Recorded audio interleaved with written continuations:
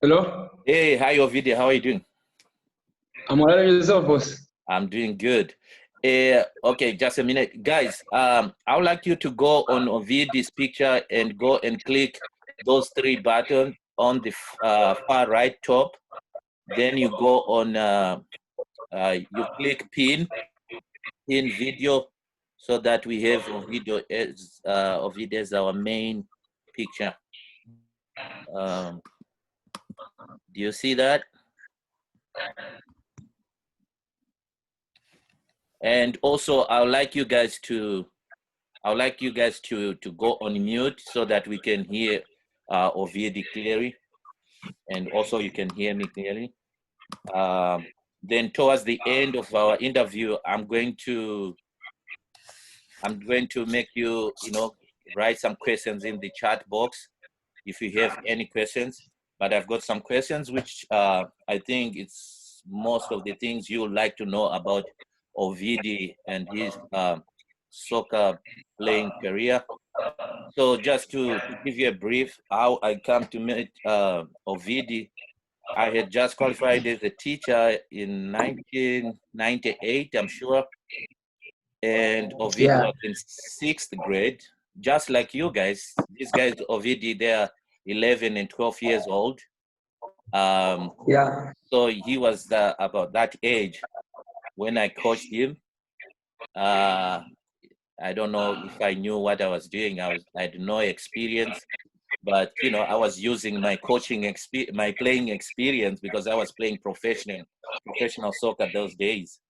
Um, yeah, and that's when I met Ovidy, and he was a very skillful young player, and he liked to score goals. And he also played with his brother who played in midfield. Maybe in the interview, I'll ask him about his brother. But guys, that's Ovidy Karuru from Zimbabwe, and he went on to play professional soccer in Zimbabwe. Then he went to France, Belgium, England, and now he's in South Africa. So we'd like to hear from Ovidy. Maybe Ovidy, this is Santa Rosa United under 12 boys, but here we usually call them the year they were born. We call them the 08 boys, 2008. That's the year when they were born. So these are the okay. 08 boys. Santa Rosa United club is one of the biggest youth soccer club in Northern California. So Ovidy, I would like to welcome you. And maybe to start, maybe you can give us your self-introduction a little bit about yourself so these guys can know who is Ovidy Karuru. Yeah. Thanks for having me, guys, on your meeting. My name is Ovidy Karuru. I'm a Zimbabwe national team soccer player. And as the coach has said, we came from the same city in Zimbabwe. And when I was still in school, he first came to coach my school, like I think it was an attachment or something, because he was still playing.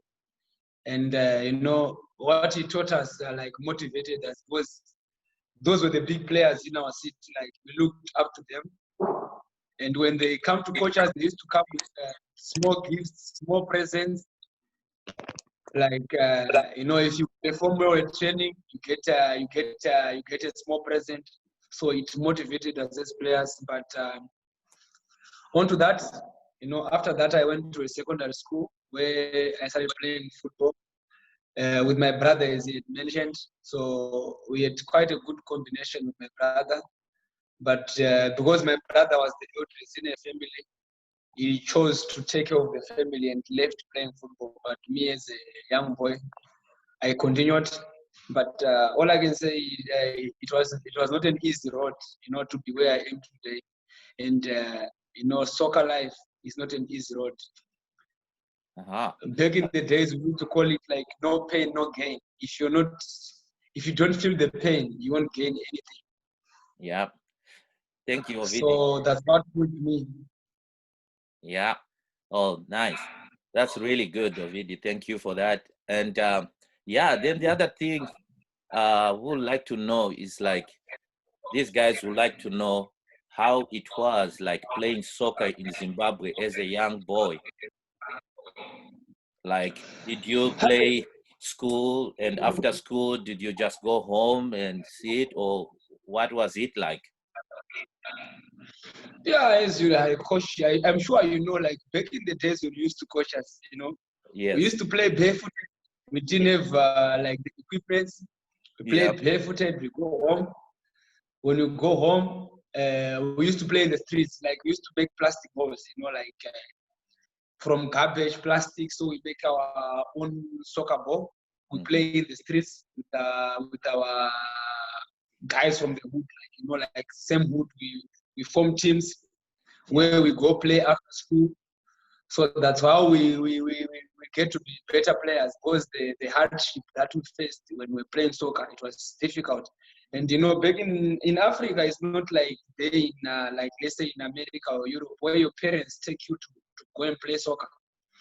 You go by yourself, you come back by yourself. Because here, our parents, they don't encourage us to be soccer players, you know. So as for you guys, I think your parents, they even take you to training. They come and pick you up after training, or sometimes they come to watch you train. So I think for you, it's a good motivation. You should do it for your parents, because the support that you are getting from your parents, some of us, we never got that chance, but we managed to make it in life. So imagine if you make it in life, how proud your parents would be. Yeah. If you continue to work out. Yeah. That's really good. That's a good point, Ovidy. And how old were you when you started playing soccer? Do you remember how old you were when you really started playing soccer? I know it's a Yeah, difficult back in the question for days. me too, because I don't No, remember it. like yeah, it's a good question, but uh, me, when I was like around 6, 7, 8, I used to play as a goalkeeper, you know. Uh-huh. Like, you know, like at time at school, we used to play this class versus this class, you know, play games at break time. And sometimes after lunch, we go play games. So I was a goalkeeper, but there was a time we played, we're just playing football. Then one of the the school coaches, you know, Vusichen and the late, Yes. may he still rest in peace. So he saw me playing. Then he said I should come to training. I was grade 5. I was 10 years old. Yeah.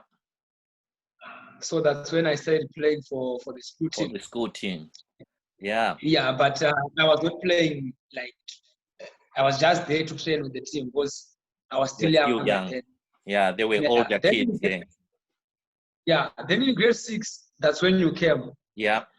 I don't know, maybe that the teacher saw leadership qualities in me, because when we started school training, he made me a captain. Yeah, I remember that. You remember that? Yeah, he Yeah, I made me a remember. captain. Like my brother is grade 7 and I'm grade 6. How can I be a captain for my brother? Then he was Yeah. like, no, I think You you can be a good leader. yeah. You had the leadership But because of the qualities. You had the leadership yeah, qualities. so because of the age, like back in the days, we used to have repeaters. Those ones who didn't pass their exams, they used to come back and repeat the same grade instead. Yes, in order to make that So they grade. Yeah. couldn't. Okay. Yeah, so they couldn't listen to me, and most of them were way older than me, maybe 4 or 5 years older than me. Yeah.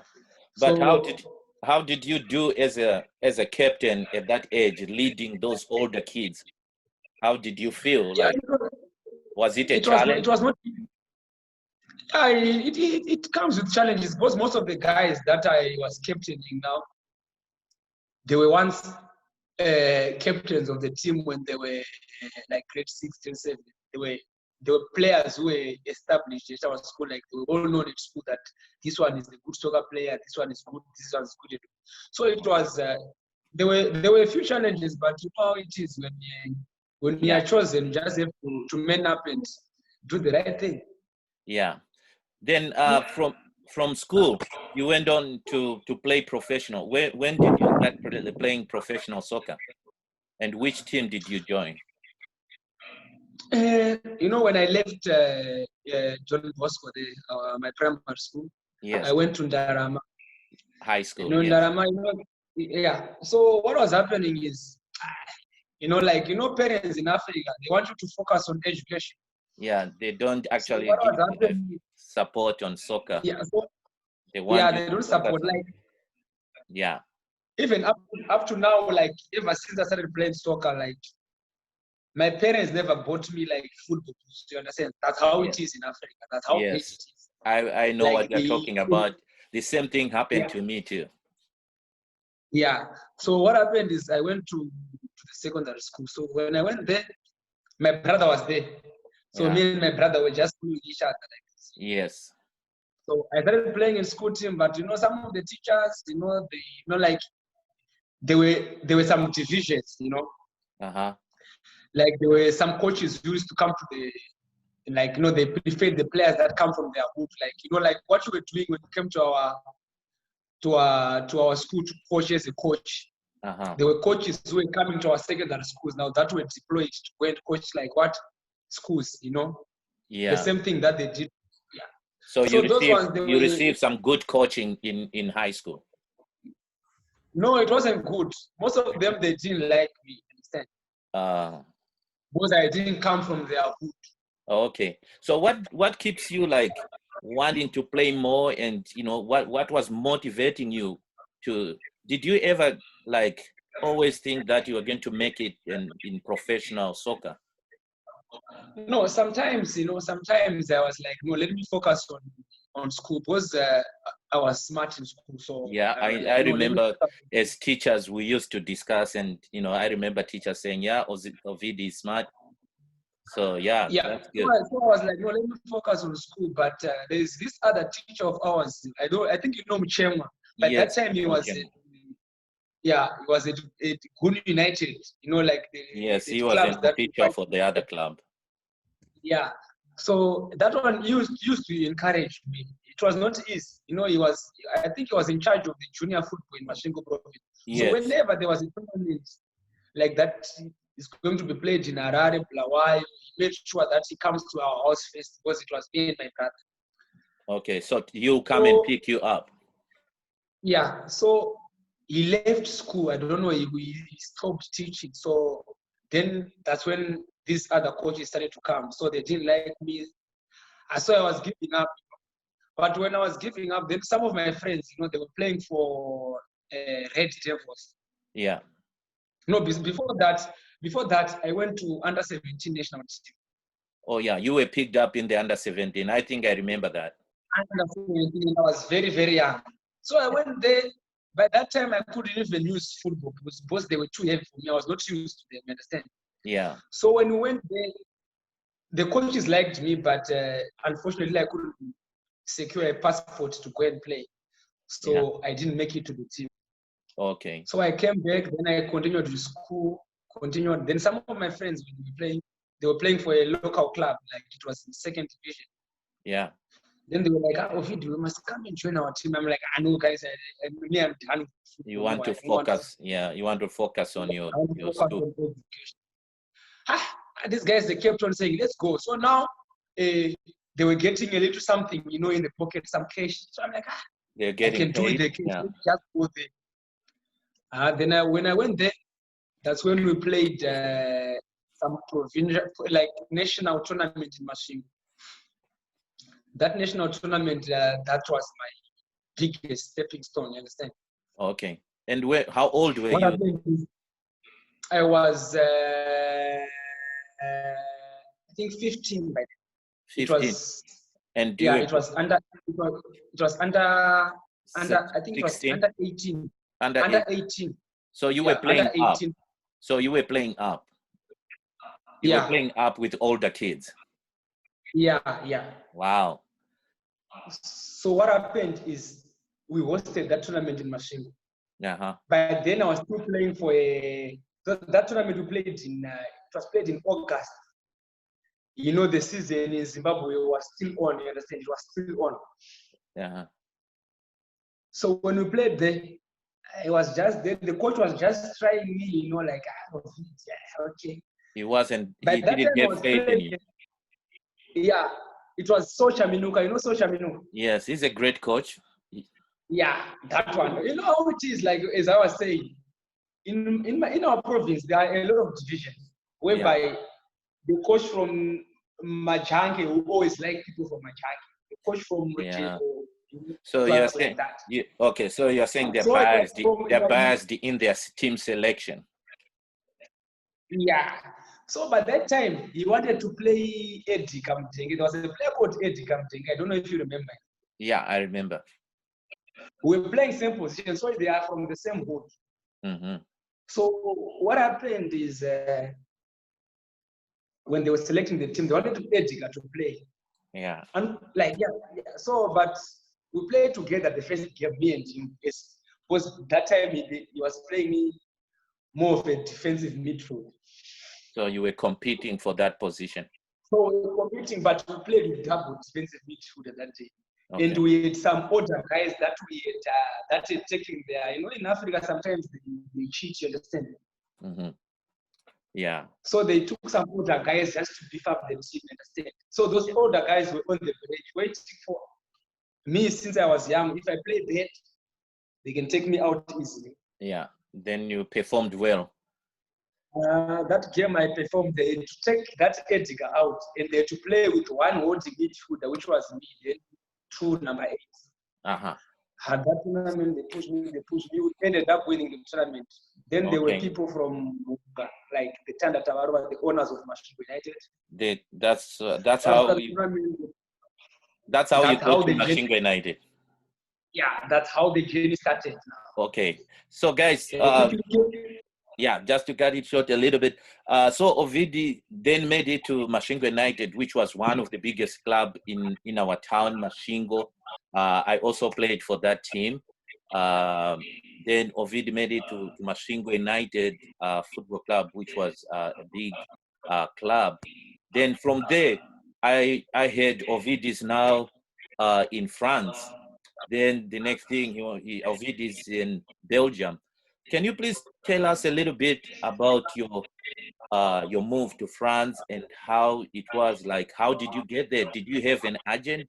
How does it work? Because some of these guys might be professional players as well. Yeah, this is how it went. You know, like after that, like let me just fast forward it. Yeah. When they selected me, I went to Gutu Leopards. You know, Gutu Leopards was the sister club of Mashingo. I played there 1 year. Yeah.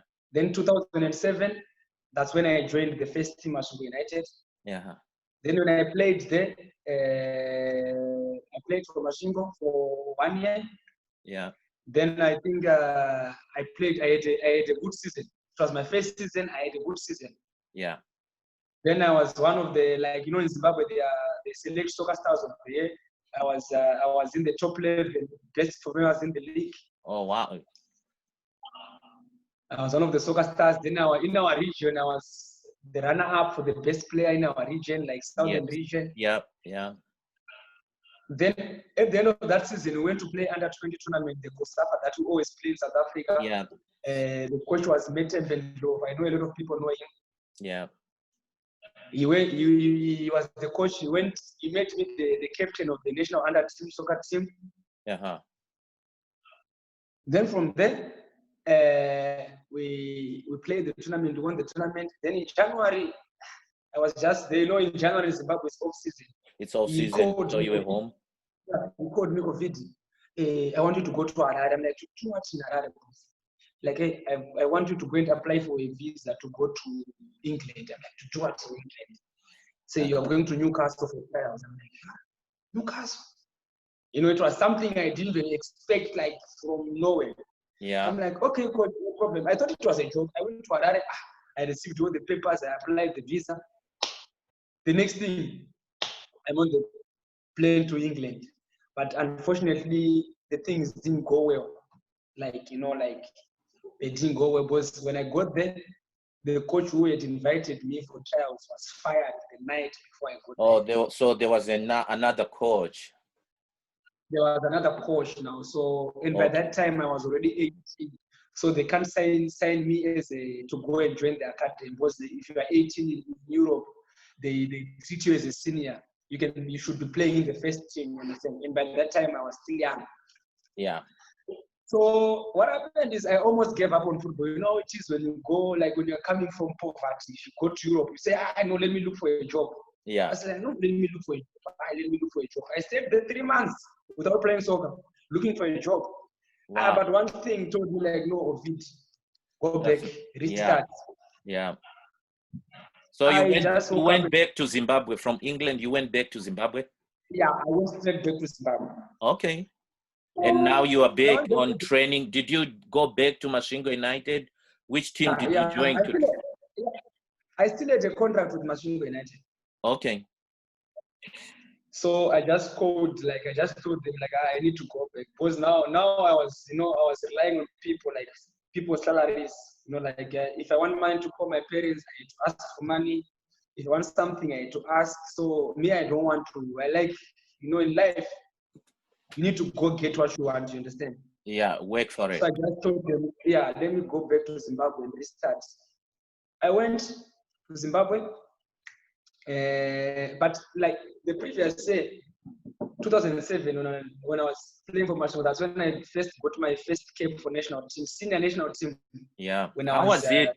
I would like to hear more about your first cap in the national team. How was the feeling like being in the national team, representing the country? Yeah, you know, I didn't make it to the national team. The only thing I did was representing the country as a college team. So they used to pick college students from different colleges and make it one team which represent the country. That's the highest I did, but I've never been in the senior national team, and you did. How was the feeling like now I'm representing my country? How does it feel? It was not easy, you know, like it's not easy, like, you know, like I think we've maybe more than 10,000 players in Zimbabwe in the first senior national team. Yeah. For me, I panicked, you know, like I was young, I was 17, I panicked. I'm like, yeah. No, this is not me. I couldn't believe it myself. Listen. Yeah. And how did you do in your first game? How did you do? Did you play well? It was tough. I only played first half. You could see that maybe the boy is panicking. You were a bit but games after that, yeah, we had to go play another friendlies. I could see that, okay, now he's getting used to it because the coach was Mapeza. Yeah. Okay. He's the one who called me. Yeah. And how did you end up in Belgium? This is what happened. When I went back to Zimbabwe, I went to Masvingo. It was, I think it was, I went back in March. I went to Europe, to England in January, February, March, I came back. Then I went back to Masvingo. I played for Masvingo 3 months. Then another team from Harare, Ghana, they came, they bought me from Masvingo. But Masvingo didn't want. But me, I was the guy with ambitions. I told them, no, if you don't want me to go, buy my parents a house. You know how it is when you don't have a house, when you're renting, what. Yeah. I told them, if you don't want me, if you want me to stay, buy me 8-room house for my parents, or let me go. Yeah. Yeah. So, you know, with the currency that we had in Zimbabwe, I think by that time, in the history of Zimbabwean football, my transfer was the most expensive one. Yeah. So I went to Ghana, so like for the remainder of the season, half of the season, then I played there. But then I was getting called up to national team now, like, you know, there is this CHAN tournament. Yeah. I remember that tournament. You know, for local players. So when we qualified for CHAN, which was played in February, it was the first CHAN tournament. Yeah. And they almost left me out of the team because I refused to join Dynamo. Okay. When I joined Ghana, Dynamos wanted me, Islanders wanted me, Cape United wanted me. Those are the three big clubs. Just to get these guys understand. So Highlanders, Dynamos, and Cape United, they are like the top, the biggest teams in Zimbabwe. So they also wanted Ovidy to join their team, but he was already on another team. So who came to pick you up from Ghana to Belgium? We went to CHAN tournament, right? Yeah. When we went to CHAN, as I said, they almost left me out of CHAN tournament because I didn't want to join them. Then By then, the Zifa president was also from Mashingo. She played a role. You know, Henrietta Troy, our mother. Yes, yeah. I remember, yeah. I worked with them. She quickly told the national team coaches that if Ovidy is not going, because he deserves to be in the team, he's supposed to go. If he's not going, no one is going. So I was selected in the team. I was not even supposed to be in the first 11. Then when we played the first game against Ghana, Ghana was the favorite. Yeah. They put me in the first 11. Do you remember some of the big names in the Ghana team you played? The Ayo brothers, they were there. They were there, yeah. Yeah. And Ayo brothers, one of them is playing for Crystal Palace. And the other one was playing for Marseille, and he played for which other team in England? He played for some teams in England. Now he's playing in Take. Yes, yeah. Okay. So then I had my best friend Jimmy. He was playing left back. I was playing left wing. So I told him when we were walking in the tunnel, like, I'm scoring this game. Yeah. And did you score? Yeah, I scored the first goal. 4 minutes, I scored. We were leading. We scored second goal. We were leading, but you know, lapse of concentration ended up drawing the game. Soon after that game, I just got to the hotel. One agent, he was sweating. So he came running. I don't know where he came from, but he was sweating. Like, he didn't want any agent to he didn't want to miss you. Yeah. So then he said, I just want your passport. Then I made a copy and your telephone number in Zimbabwe and the contact number of the team you play for. So I thought maybe he's joking, you know, right? Yeah. We ended up playing that tournament. Then we went back to Zimbabwe. When we went back to Zimbabwe, I told him I want to go home to see my parents because, you know, Harare to Mashingo is like 3-4 hours drive. Yeah. So let me go. I went. The time I got home, like before I even put my bags on the floor, the owner of the team, he called me. Yeah. Ovidy, I received some papers from France. You must come back as soon as possible to apply for a visa to go to France as soon as. Okay. I couldn't believe it again. Remember, I to England. The things were just happening. You understand? Like, you know. Yeah. So I went back to Harare. I didn't believe it. I applied for a visa. The next thing, when the visa was out, next flight to France. It was in April, towards the end of their season. No, they finished their season. Yes. May. Yeah. I thought I'm going for trials. I didn't go for trials. I just went there to sign my contract. I signed my contract. I put my contract in the bag. I went back to Zimbabwe. Then that's how the journey to. So which team was this? Which team was this? It was Bulon Sume. Okay, Bulon. Yeah, we have the one in Golo Kande was playing. But when I was playing, Golo was still young, so he was just coming in, you know, Golo Kande for Chelsea. Oh, okay. He was on that team, but he was still young. Yeah. Oh. Yeah, but he was training with us. Oh, good. And he was playing some games. Yes, these guys, they know him. Yeah, that's good. But you could see he was a good player. Yeah. Even though we played together. Yeah. So I stayed in France for 3 years. How was it? How was it? Like, there's the weather, you know, you are coming from Zimbabwe, it's not very cold, and you go to France, and you know, there's a lot of changes, and the language. It's not easy, but I was already used to it. You know, when I went to England, it was still winter. Oh, when I stayed in England for 3 months, it was still winter. So when I went to France, it was all right, because I went there when it was still summer, it was still hot. So I got used to it, but the only problem is the language challenge. You know, in France, people don't speak English at all. Yeah. So how did you communicate? Did you know anybody from Africa or somebody? How were you communicating? No, but like in France, there are so many like Black Africans, you know, like. But the problem, they don't speak. Most of them, they don't speak English. But we had a player. Let me check which team he was playing for. Then I will tell you. Was he from Zimbabwe or where was he from? No, he was from Mali. He's based there in America. He's my friend. Okay. And you were together there, and yeah, Mali they speak English.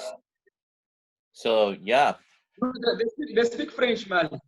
Oh, they speak French, but was Yeah. okay.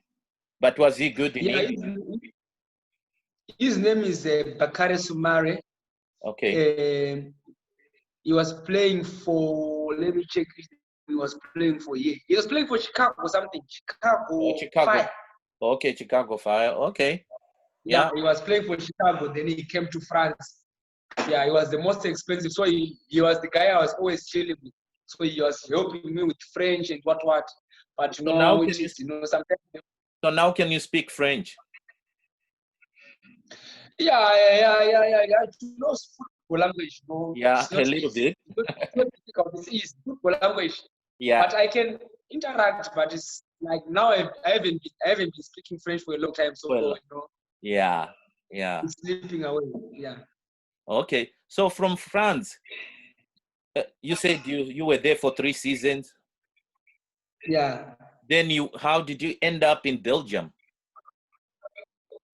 Well, the problem. Hold on, just one. My team, like the team was relegated, so the team couldn't afford to pay some of the players. So those wanted to take a pay cut, they could. But me, I did offer in Belgium also, of which that offer, like one thing you have to tell the guys is like some agents are there to make money. Yeah. You know, they are there to take care of themselves instead of you.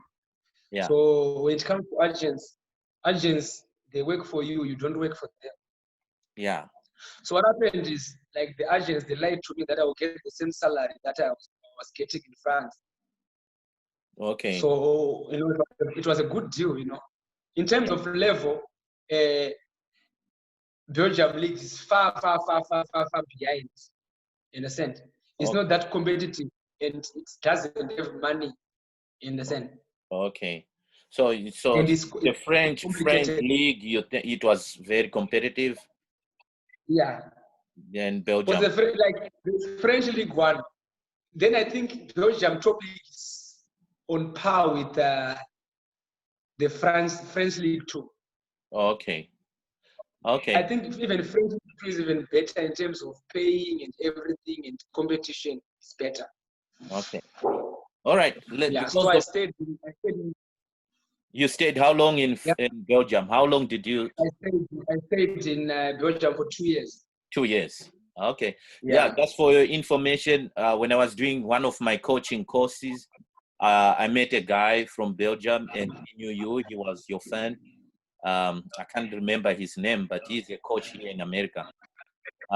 Yeah. So because of time, we'll move on to now. You're in South Africa. Maybe you can tell us a little bit about South African League. I know most African players are going to South Africa to play there, and I know it's very competitive there. What do you think about the South African League and the feeling and the atmosphere, everything, training? Yeah, South African League in terms of like you know, they have everything. Yeah, they have everything, like everything. Yeah. The money is there, competition is there, like the infrastructure is there, everything. The field is top. You can compare it to Europe. Yeah. But the only challenge is that in Africa, they only allow like 5 foreign players at a team. I don't know if they do the same thing there. I think they have certain rules like that, yeah, in every country. So you're also allowed five foreign players. Okay. Yeah. So if you're a foreigner, you just have to grind. You just have to know your head to work. It's not easy. Like, once you don't perform, they look for another foreigner to replace. Because there's this thing they call a foreign sport. So, you know, they like their foreign sport. If you're a foreigner, you have to be the best seven, or at least coming in as a sub, at least be in the 18, at least every weekend. Okay. And that thing is a thing for us as players because it pushes you, understand? You have to work hard. Yeah, to keep on working hard. That's a good thing, actually. Yeah. But yeah, so these kids would like to know, you know, like how many hours of training do you have, like when playing professional? You can just, round it up, even in France, Belgium, and in South Africa. Like, how many days of training, how many hours a day, things like that, do you train as a professional player with your team? Yeah, it depends with the clubs. You know, some clubs, they give you breakfast, lunch, so you have to be there maybe at 8 a.m. Then Yeah. you leave maybe around 12. Okay. But that time, because like professional clubs, they work with time. Yeah. Most of the training, like training with the coaches, is like 1 hour, 30 minutes to 2 hours maximum, depending on the program. But maybe pre-match training, like day before games, like maybe 30, 40 minutes. Yeah. But that 1 hour, 30 to 2 hours is never enough in football. You understand? It's never enough. No, I know Never that. enough. Like you need to do extras. You need to push yourself. Yeah. Like you just have to do extras. If it means you have to wake up in the morning and run 5 miles, you have to do that. Both in football, talent alone is not enough. You can be talented, skillful, and Yeah. you have everything, but if you are not willing to go an extra mile, you won't make it. That's a good advice to my boys, Ovidy. So guys, you're hearing it from Ovidy that it's all about hard work. If you are working hard, you see yourself, realizing your dreams. But if you just sit there and think, you're gonna do it, it's not gonna be like that. You have to work hard. Then Ovidy, because we are running out of time, who inspired you? Who was like your role model, like when growing up? Yeah, it's a tough one. It's a very, very, very tough one. Uh-huh. Like, like back in the days when you come to watch you there, when you're playing guard number 9, they score goals. You were one of them. And the good thing, we were lucky that you came to our school to push. Thank you, Ovidy. Did you used to come and watch me play? I remember we used to wait there by the gate there, when the bus is getting in, we were ball boys, ball boys, ball boys. Yeah. The atmosphere in the stadium was also pushing us, like, okay. Yeah, one day I want to be like that. If I grow up, I want to be like this. So it pushed us.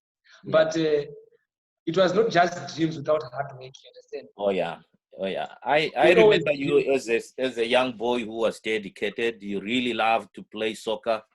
And I could tell you had that potential to become a great player. Just for the short time I worked with you, I could tell you had the potential. So as your brother, so that brings us back to your brother. You guys had a good combination. I really liked him, working behind you as a midfielder. He was so calm. He had the vision. His field awareness was great. Like at his age, he had the good qualities of a good midfielder, his passing, his first touch. I still remember that. And your combination was so good. Was it hard losing him on the way? And, I had my brother, he was a goalkeeper. We played together and he just dropped. He couldn't go further with soccer. So it was a little bit hard for me, but I had to carry on because I always had that dream to become a professional player. So was it like that with you when your brother dropped? And like, it is like, he played all the way to high school, but how it is. Yeah. As I said, back us, like our parents back in home, you're first born. When you finish school, you need to be responsible for certain things in the house, you understand? Yeah. So he had to go to another city to look for a job, like so that he can, cater for us, the young ones, you understand? Yeah. Of which it was a good thing for the family, but for him it was tough. He tried to play for the local team that side, but where he was working was not on. There was no team and that can compete. No time. Mm-hmm. Okay. Then when I made it in life, you understand, as I was saying, when I started playing, when I was known now in Zimbabwe in Masvingo, those local coaches from our hometown, when he came back, they didn't want to select him. because they were a bit jealous that, okay, you already have a brother who is playing soccer and making money. Why do you want to come and play and take the money that we have? So they were not selected, you understand? So he faced a lot of challenges because of me.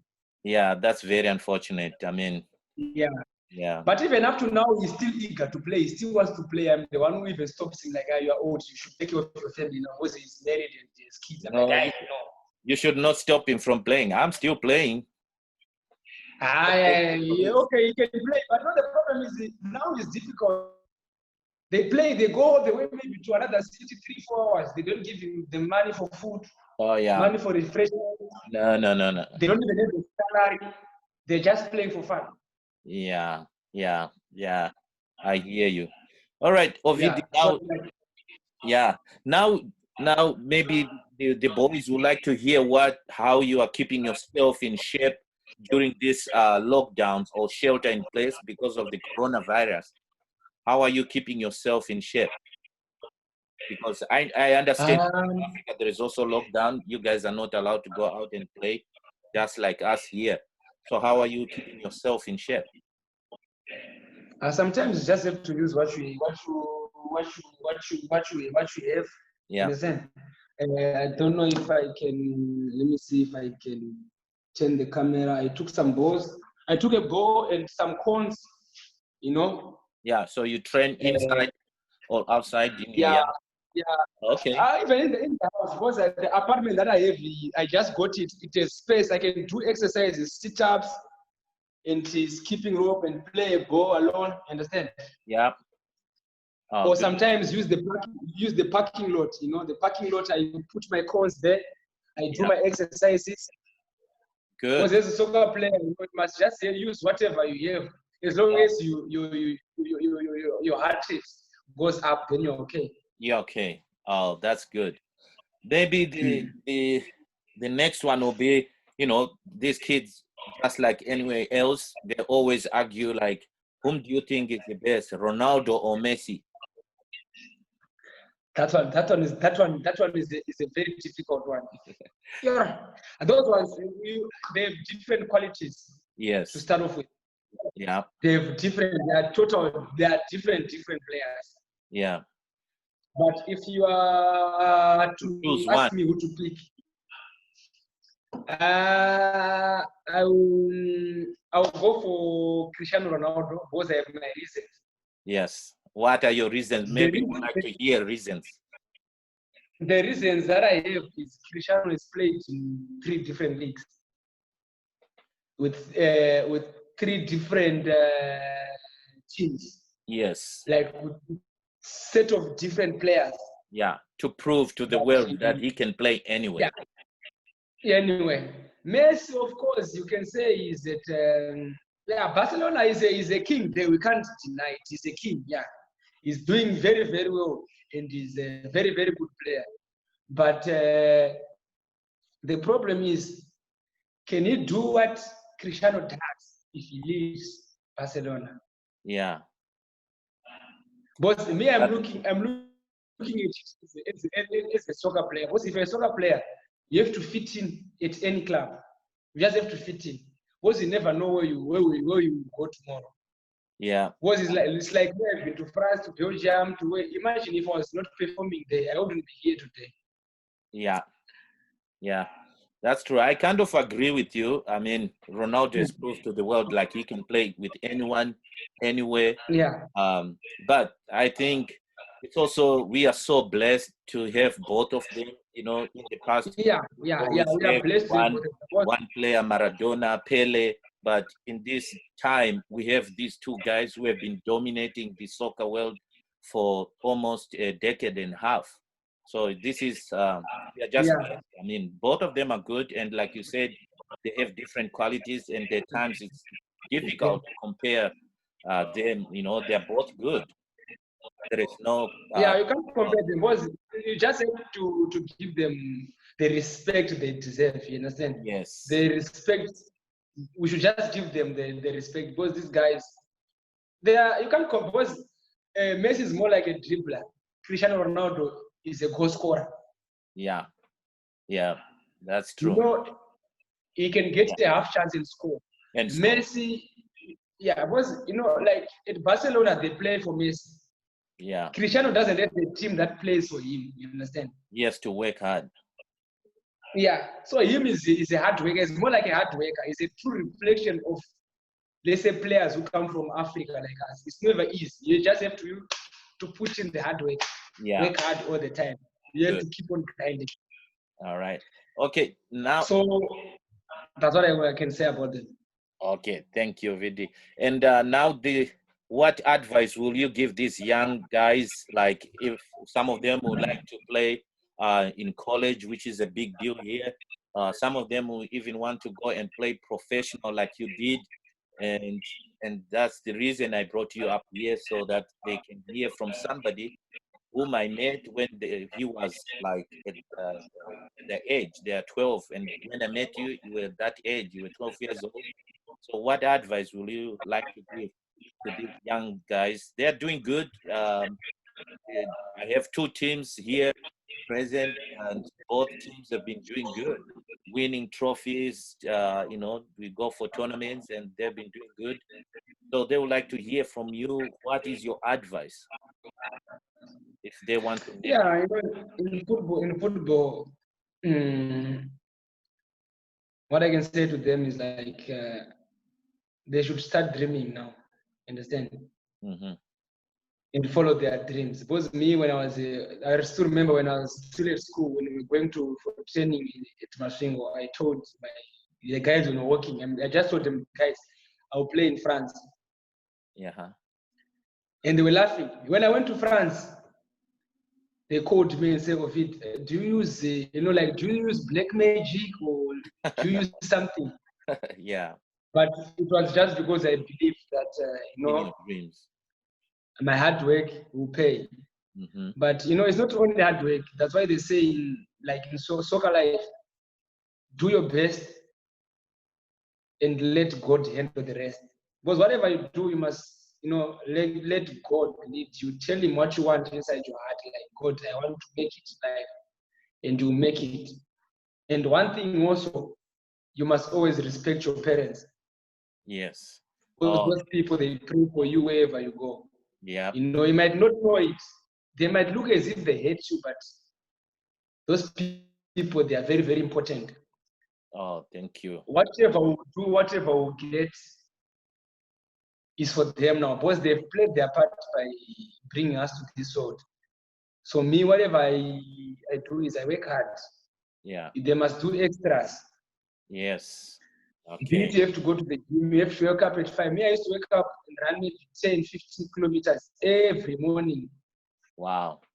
Because back in the days, we were training at 4. In Zimbabwe, we train at 4. Yeah. I used to wake up, I motivate myself. Yeah. You don't need anyone to motivate you. You don't need Cristiano to motivate you. You don't need Ovidy to motivate you. Because I can motivate you and it will come in with this ear and goes out with the other ear. So you have to be self-motivated. Yeah, you must motivate yourself like, okay, you must set yourself targets like, okay, by the age of 15, I should be there. By the age of 17, I should be there. 19, I should be there. 20, I should be there. Oh. And if you believe in your dreams, in yourself, you will make it. It's easy to make it. If you just have to believe in yourself, like, okay, if this person made it, why can't I do the same? We can even do better. Yes. Because with the facilities that we had in Zimbabwe, it was never easy. It was not an easy road. But you, at least your parents, you have the support from your parents. Yeah. You have the support, you have a good coach, you have played football. Us, we used to have coaches from school that they never played football. They are just teachers. They just teach. They just know run. They don't know any type of check. They don't know anything. Yeah. So at least they are blessed. They just have to believe in whatever the coach is telling them, and they shouldn't be afraid of asking, like, coach, do you think this will help me or this will help me? I'm sure the coach has a good advice to give you. Yeah. Because he wants the best out of you. Every coach wants a good player to come out from his hands or from his team or what. Yes. Oh, thank you, Ovidy. That's a good advice. And guys, that was a good advice from Ovidy. And unfortunately, our time is almost up. But guys, I think you have heard a lot from Ovidy. That was a good interview. Those who want to learn, you learn from people like him who have been there already. And if you want to make it, when you get an opportunity like this, because we don't usually have this, it's all because of this coronavirus. We have to have this opportunity, and I think this is a very good opportunity to have Ovidy, and we would like to thank him a lot. Thank you, Ovidy, for coming over here, spend your time with us, and also helping your young brothers. It's really good. I'm really appreciate that, and I'm also excited to have you here. And one of the things I'm always telling these guys is like one of like when I first saw you playing for the national team, just sitting there and watching you there, I can't even describe the feeling. You know, like, oh, guys, I've worked with these guys. I'm not taking all the credit, but guys, still playing with the screen.